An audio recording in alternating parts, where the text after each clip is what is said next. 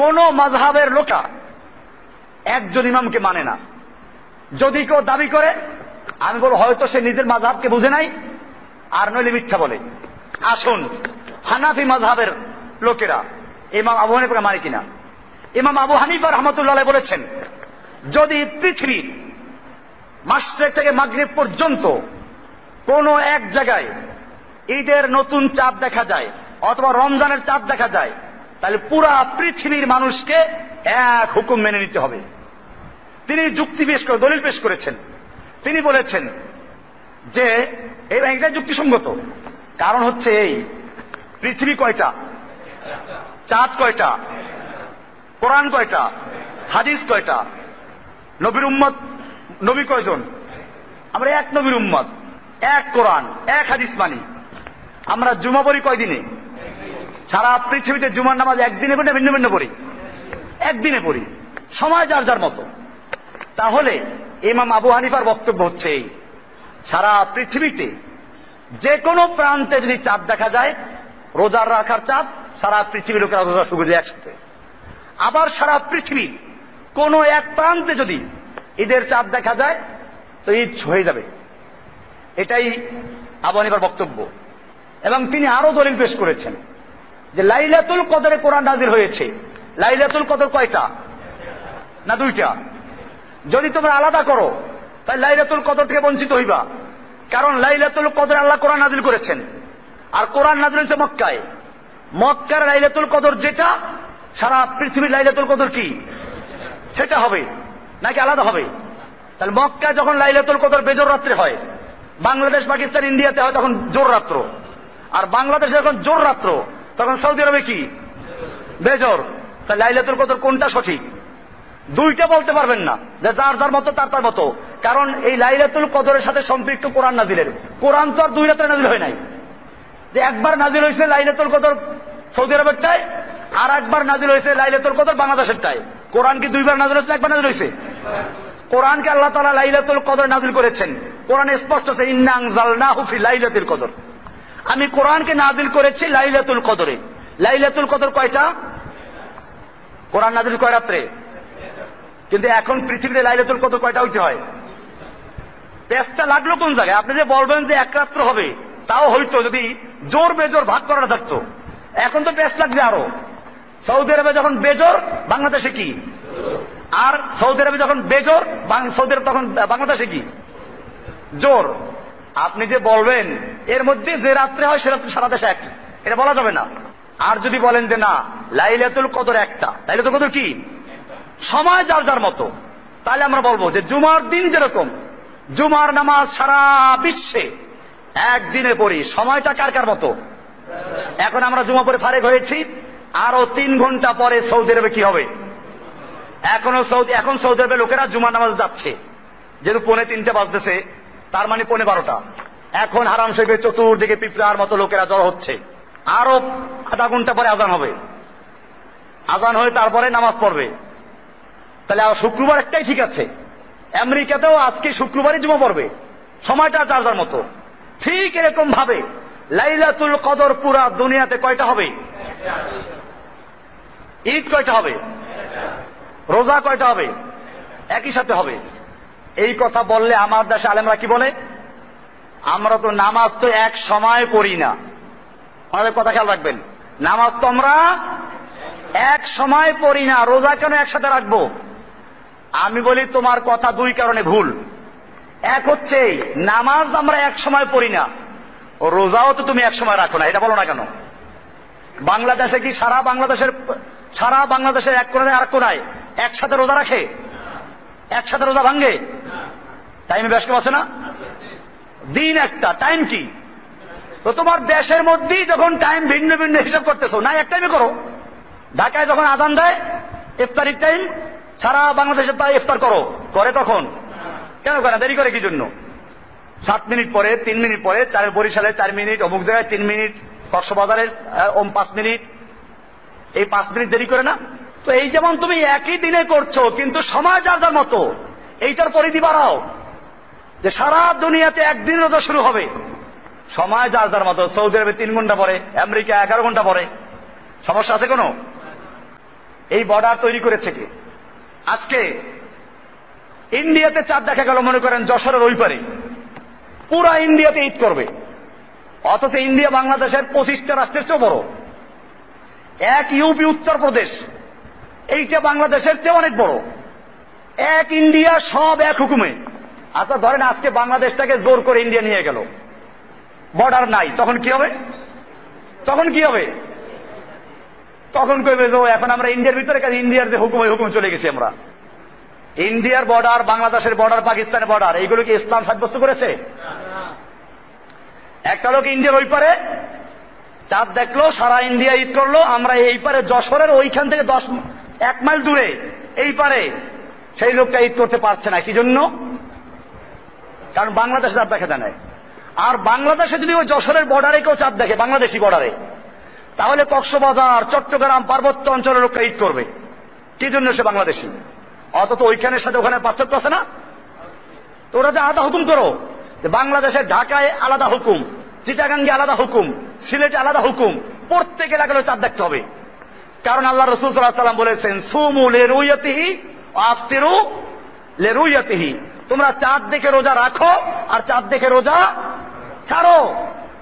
তোমরা চাঁদ দেখো, কাজে তোমরা ঢাকার লোকেরা চাঁদ দেখো, বরিশালে চাঁদ দেখো, ইন্ডিয়াতে চাঁদ দেখো, পাকিস্তানে চাঁদ দেখো, পাকিস্তানের মধ্যে আবার ইন্ডিয়ার মধ্যে আবার প্রদেশটা আলাদা হবে, জেলা আলাদা হবে, কক্সবাজার চাঁদ দেখো, পার্বত্য অঞ্চলে চাঁদ দেখো, সিলেটের চাঁদ দেখো।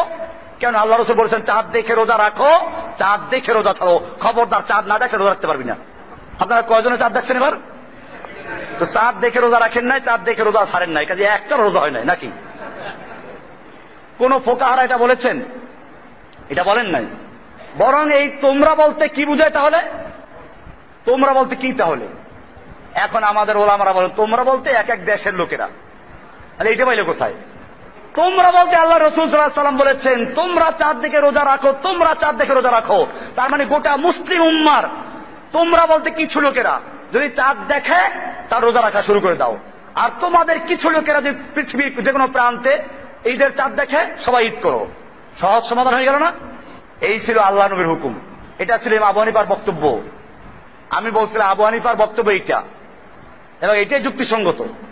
এটা হলে মুসলিম উম্মার মধ্যে আর 3 দিন ঈদ করা লাগে না। মুসলিম উম্মা অনেক দিন বঞ্চিত হয় না। আজকে যখনই আমরা বলি যে সারা দুনিয়াতে রোজা হবে একদিনে, ঈদ হবে একদিনে, তখন লোকেরা বলে তাহলে নামাজ তো আমরা এক সময় পড়ি না। আমি উত্তর দিলাম কি, যে নামাজ যেমন তুমি এক সময় পড়ো না, তোমার দেশে বসেও কি তুমি রোজা এক সময় রাখো এক সময় ছাড়ো? সময় যার যার মতো। আসল বিষয়টা হচ্ছে লোকগুলো জানে না, নামাজের সম্পর্ক হচ্ছে সূর্যের সাথে, আর রোজা ঈদের সম্পর্ক চাঁদের সাথে। আরো স্পষ্ট, দিন এবং তারিখ নির্ধারণ হয় চাঁদের মাধ্যমে, সময় নির্ধারণ হয় সূর্যের মাধ্যমে। আসুন, নামাজ রোজার সময়টা সম্পর্ক কার সাথে? নামাজ এবং রোজার সময়ের সম্পর্ক হচ্ছে সূর্যের সাথে। কেমনে দলিল নেন? আল্লাহ রাসূল সাল্লাল্লাহু আলাইহি ওয়াসাল্লাম যখন নামাজ শিক্ষা দিলেন, ফজরের নামাজ কোন সময় হবে? সুবে সাদেক, মানে সূর্যের কিরণ যখন পৃথিবীর বুকে চলে আসে তখন থেকে শুরু হয়ে সূর্য ডুবার উদয়ের আগ পর্যন্ত ফজরের নামাজের সম্পর্ক কার সাথে? সূর্যের সাথে। জোহরের নামাজ কখন হবে? সূর্য যখন পশ্চিমাকে ঢলে পড়বে তখন থেকে শুরু করে সূর্যের আলো যখন 1 মেসাল চলে যাবে তখন। কার সাথে সম্পর্ক? আসরের নামাজ শুরু কখন হবে? ওই 1 মেসালের পরের থেকে 2 মেসাল পর্যন্ত, ডুবার আগ পর্যন্ত। আসরের নামাজের সম্পর্ক কার সাথে?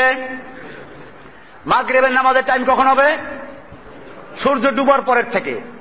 এশার নামাজের টাইম কখন হবে? সূর্যের আলো যখন কি হয়ে যাবে? ডুবে যাবে।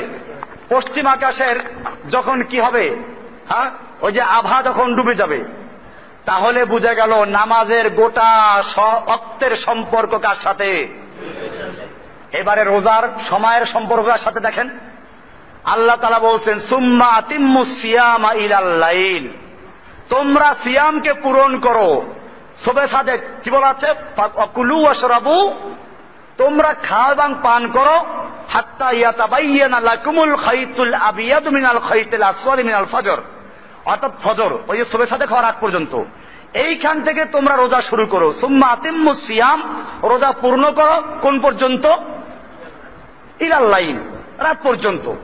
তাহলে বোঝা গেল রোজার সময়ের সম্পর্ক কার সাথে? সূর্যের সাথে।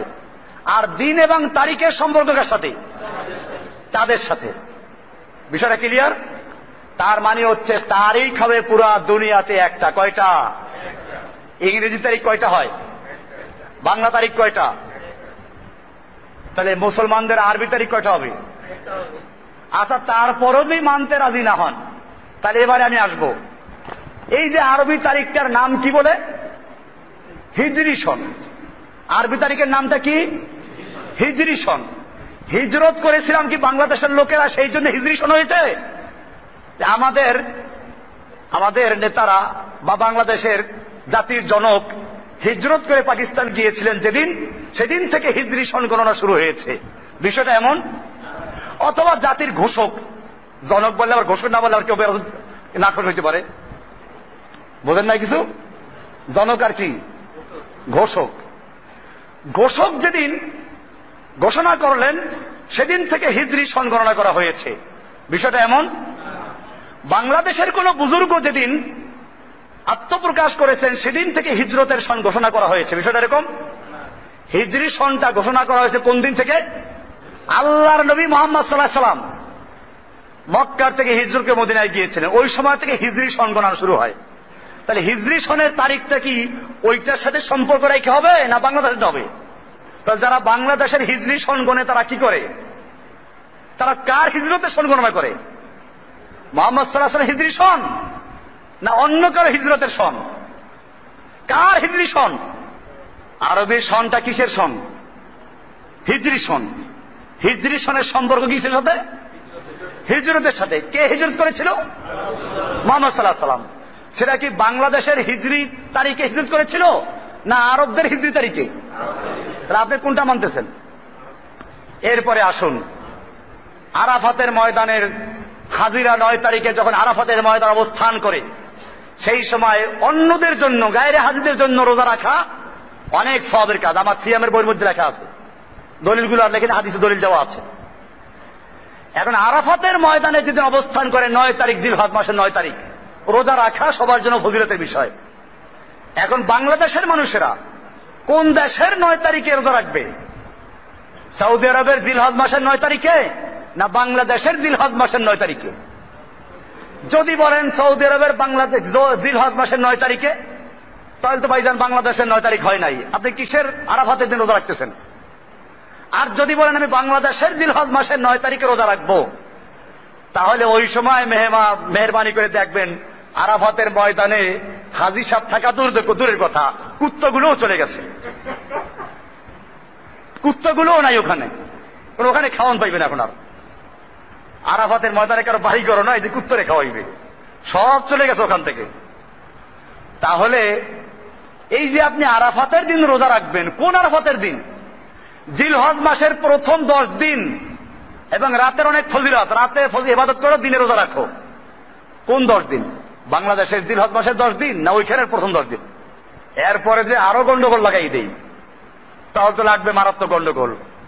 হাদিসটা যদিও দুর্বল, কিন্তু বলা আছে যে কিয়ামত হবে জিলহজ মুহররম মাসের 10 তারিখ আশুরার দিনে, জুমার দিন হবে। তো মুহররম মাসের আশুরার দিন 10 তারিখ হবে। সেই আশুরার দিন 10 তারিখ মুহররম মাসের কোন দেশের মুহররম? বাংলাদেশেরটা না সৌদি আরবেরটা? যদি সৌদি আরবের মুহররম মাসের 10 তারিখে ওখানে কিয়ামত শুরু হয়, তা আমরা তো টেলিভিশন দেখবো কিয়ামত শুরু হয়ে গেছে, অথবা মোবাইল দিয়ে আমাদেরকে বলে দেওয়া হবে কিয়ামত শুরু হয়ে গেছে। আমরা এখানে তওবা টবা পরে একটা সব পাকা মুসলমান হয়ে যাব, আর কিয়ামতই হবে না, এখানে কিয়ামত ফিরে যাবে। যাই হোক, আমি বলতেছিলাম ইমাম আবু হানিফা রাহমাতুল্লাহ আলাইহি সে কারণে হাদিসকে উনি সহিহ বুঝেছেন। ওই যে বিভিন্ন দেশের বিভিন্ন হুকুম, ওটা আসলে ইমাম শাফিঈ সাহেবের বক্তব্য, তাও একটা বিশেষ কারণে। ইমাম শাফিঈ রাহমাতুল্লাহ আলাইহি উনি বলেছেন যে আসল বিষয়টা হচ্ছে, যদি এখন বলি সারা দুনিয়া এক হুকুমে চলবে, আগে যদি খবর পৌঁছানো সম্ভব ছিল না, এইখানে চাঁদ দেখা গেল, আমি খবর পৌঁছাতে পারলাম না, তাহলে তারা কি করবে? এই জন্য উনি বলেছেন একটা দ্রুতগামী ঘোড়ায় চড়ে সারা দিনে যে পর্যন্ত পৌঁছানো সম্ভব ওই পর্যন্ত লোকদের জন্য এক হুকুম। তাহলে বোঝা গেল এটা একটা ভিন্ন ব্যাপার ছিল, খবর পৌঁছানো যায় না বিধায় আমরা বলি ধন্যবাদ। সেজন্য খবর না পৌঁছতে পারলে তারা ঈদ করবে কেমনে, রোজা রাখবে কেমনে? ঠিকই ছিল। কিন্তু এখন কি আর সেই সমস্যা আছে? এখন পুরা দুনিয়া বলা হয় একটা গ্লোবাল ভিলেজ। তো যখন একটা দুনিয়া একটা মুঠের মধ্যে চলে আসলো, এখন খবর পৌঁছাইতে আর কোনো সমস্যা নাই।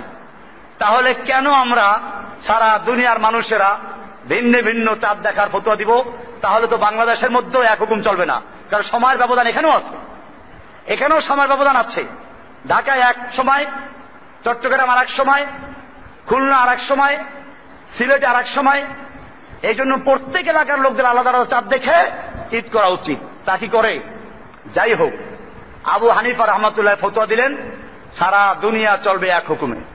এটা মানা হয় না, হানাফিয়ারাও এটা মানে না। তাহলে আবু হানিফাকে মানল না। কিন্তু এই যে একটা কথা ইমাম